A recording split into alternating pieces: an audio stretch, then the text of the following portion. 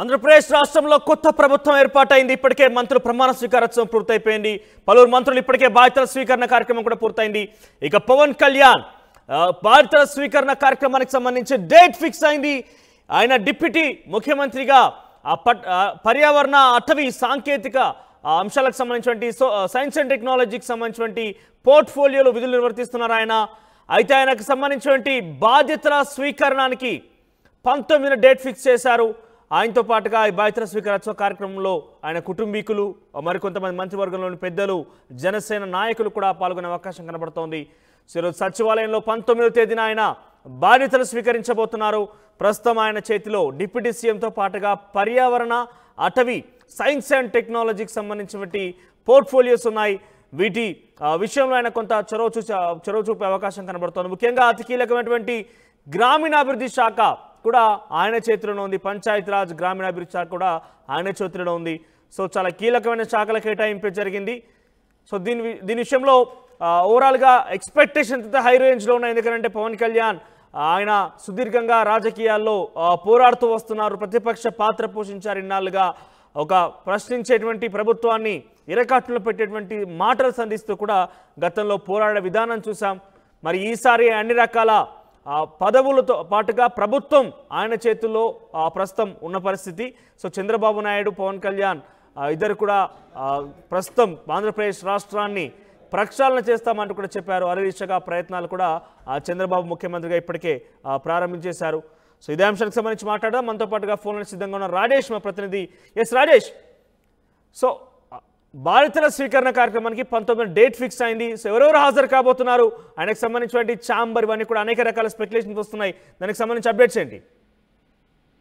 సచివాలయంలో ఎల్లుండి ఉదయం పవన్ కళ్యాణ్ పంచాయతీరాజ్, గ్రామీణాభివృద్ధి, గ్రామీణ నీటిపారుదల, అదేవిధంగా అటవీ పర్యావరణ శాఖ మంత్రిగా బాధ్యతలు తీసుకోబోతున్నారు. ఇంకా ఏ బ్లాక్ లో అనేది ఇంకా క్లారిటీ రాలేదు. ఈ రోజు సాయంత్రానికి ఏ బ్లాక్ లో అయినా బాధ్యతలు తీసుకుంటారు, ఛాంబర్ ఎక్కడ ఉంటుందనే దాని మీద ఈ రోజు క్లారిటీ వచ్చే అవకాశం ఉంది. 2వ బ్లాక్ గానీ 5వ బ్లాక్ గానీ ఆయన ఛాంబర్ కేటాయింపు చేసే అవకాశం అయితే కనబడుతుంది. ప్రస్తుతానికి పవన్ కళ్యాణ్ కుటుంబ సభ్యులతో సహా వచ్చి ఛాంబర్ ప్రారంభోత్సవ కార్యక్రమం పాల్గొంటారు.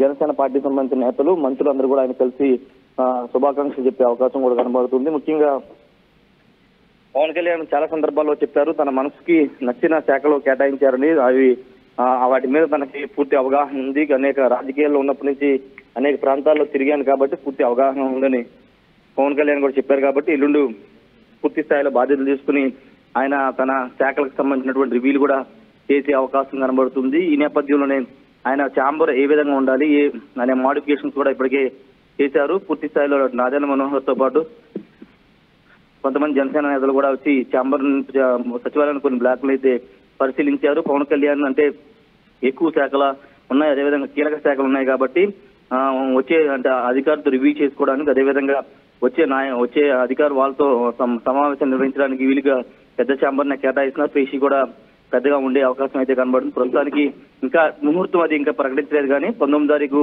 పవన్ కళ్యాణ్ బాధ్యతలు తీసుకుంటారు మాత్రం జనసేన వర్గాలు చెప్తున్నాయి. Manoj, thank you Rajesh, thank you for the updates. ఓవరాల్గా ఈ నెల 19న పవన్ కళ్యాణ్ బాధ్యతల స్వీకారం జరగబోతోంది. 19న ఆయన సచివాలయంలో తన ఛాంబర్లో బాధ్యతలు స్వీకరించబోతున్నారు.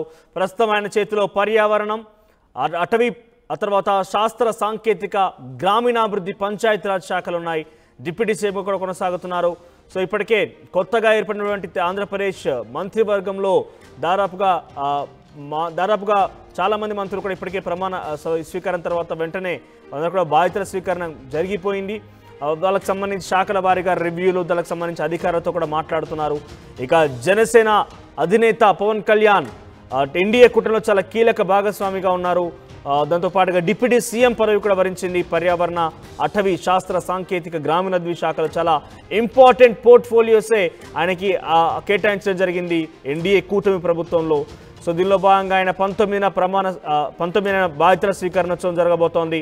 అయితే బాధ్యతల స్వీకరణోత్సవ కార్యక్రమానికి మెగా ఫ్యామిలీలోని ప్రముఖులు, ఆ తర్వాత జనసేన పార్టీలను కీలకంగా వ్యవహరించిన నాయకులు, ఇన్ఫ్యాక్ట్ ముఖ్యమంత్రిగా చంద్రబాబు నాయుడు కూడా హాజరయ్యే అవకాశం ఉన్నట్టుగా జనసేన నాయకులు కూడా కొంత ఆశాభావం వ్యక్తం చేస్తున్నారు. సో ఏదేమైనా కూడా 19న బాధ్యతల స్వీకారోత్సవ కార్యక్రమం ఉండబోతుంది. ఆ తర్వాత ఎంత చురుగ్గా, ఎంత యాక్టివ్గా ఆ పోర్ట్ఫోలియోకి సంబంధించి అధికారులతో రివ్యూలు కావచ్చు, డెవలప్మెంట్ యాక్టివిటీస్ కావచ్చు, ఏ రకంగా చేయబోతున్నారో మరి చూడాల్సిన అవసరం అయితే ఉంది.